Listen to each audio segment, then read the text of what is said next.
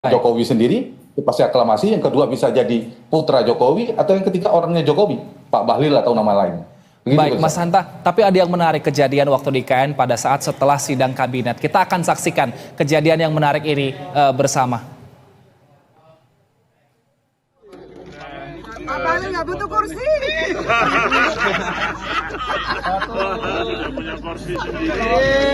Kalau kita kursinya spesial, kalau nggak ada kita kasih. Kalau nggak ada kita nyiram, kalau nggak ada kita kasih. Masuk. Tuh di era di para menteri aja udah ada menyindir seperti Pak Bahlil. Meskipun tadi ada teriakan Bu Ida Fauzia bilang Pak Bahlil nggak butuh kursi, tapi ternyata Pak Bahlil menyatakan ini kursi untuk saya kasih kursi ke orang lain. Nah, tapi kalau misalnya dari karakter yang tadi Mas Hanta juga sebutkan, Bahlil ini sangat dekat dengan Presiden Jokowi. Artinya kans untuk Bahlil menggantikan Erlangga seberapa besar? Ya, kalau tadi saya menggunakan analisa tadi, kebetulan riset tesis saya tentang Partai Golkar, jadi mengikuti betul dinamika setiap pemilihan ketua umum Golkar. Pak Bahlil itu termasuk dari yang saya sebutkan semua. Dari panggung politiknya, beliau peta jalannya itu berasal dari menteri, sebagai menteri investasi. Dan menteri yang bisa dikatakan lingkar utamanya presiden, yang sangat dekat dengan Pak Jokowi. Itu faktor nomor dua, faktor kekuasaan yang saya sebutkan. Jadi, kalau misalnya kita bikin scoring, ya semacam scoring, membuat matriks misalnya, matriksnya itu, maka Pak Bahlil memang lebih tinggi visibilitas dan kemungkinan akseptabilitasnya karena kedekatan dengan Pak Jokowi dibandingkan dengan Pak Agus Gumiwang, Pak Bambang Susatyo. Jadi Pak Bahlil menurut saya adalah kandidat yang terkuat kalau kita menggunakan beberapa indikator yang saya sebutkan tadi, Wilson. Karena tadi berasal dari menteri, dekat dengan Jokowi, itu sangat mungkin sekali akan menjadi calon terkuat, karena kita tahu juga menteri yang kerap menjadi menteri andalannya Presiden Jokowi. Tapi dari internal Partai Golkar, akankah menerima Bahlil sebagai ketua umum? Apalagi kalau misalnya kita lihat track record Bahlil, sebenarnya dia adalah pengusaha, bukan politikus, Mas Hanta. Ya, Bahlil memang tidak masuk dalam struktur seperti Agus Gumiwang, Bambang Susatyo ya, dalam struktur kekuasaan atau struktur organisasi Partai Golkar. Tapi Bahlil juga kader Golkar, kita tahu, dan kerap yang menjadi ketua umum Golkar juga adalah dari pengusaha juga. Kita tahu Pak JK, tadi saya terlewat ada satu ketua umum Golkar pada saat itu menjadi wakil presiden bahkan.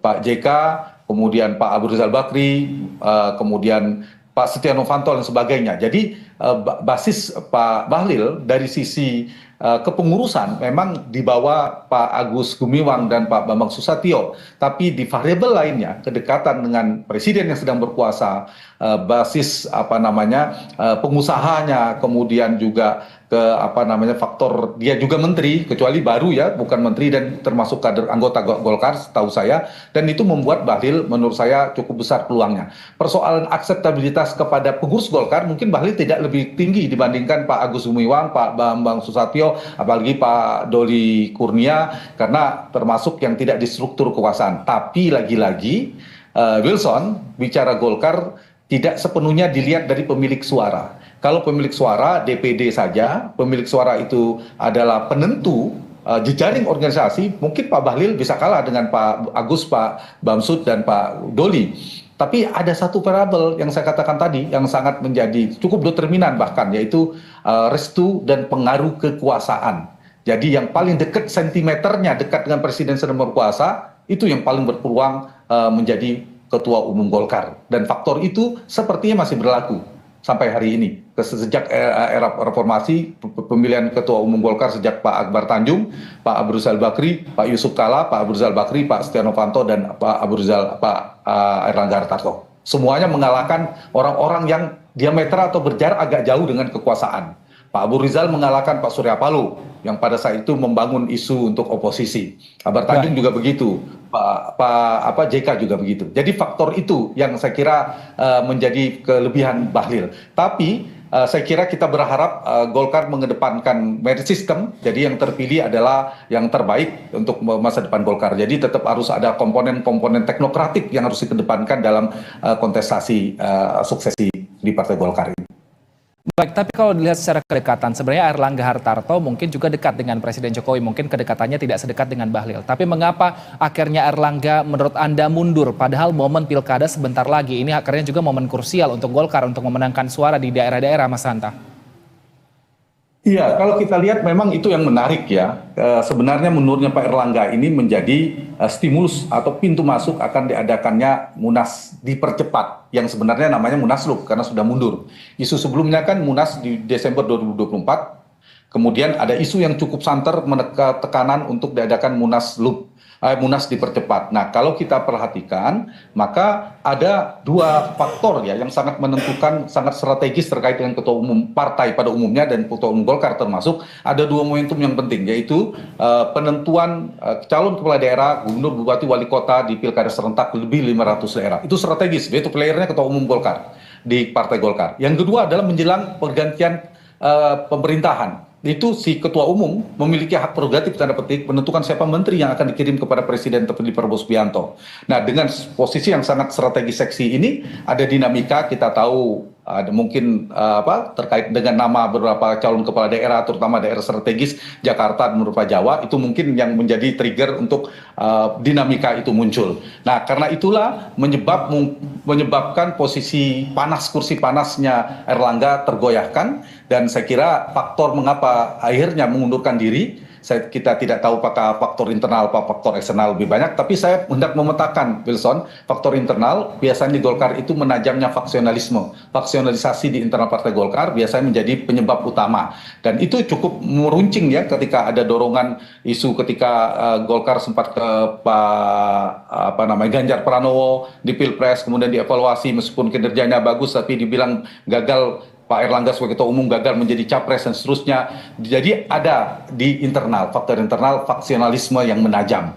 Yang kedua, benturan faksi pasti ada. Yang kedua ada faktor eksternal. Nah, faktor eksternal ini biasanya badai politik yang berasal dari luar, maka dari pengaruh kekuasaan dan sebagainya. Nah, kelindahan antara dua itulah yang menyebabkan Pak Erlangga menurut saya mundur atau terpaksa mundur. Tentu dengan alasan normatif karena demi keutuhan, karena ingin fokus di pemerintahan dan sebagainya. Saya kira itu.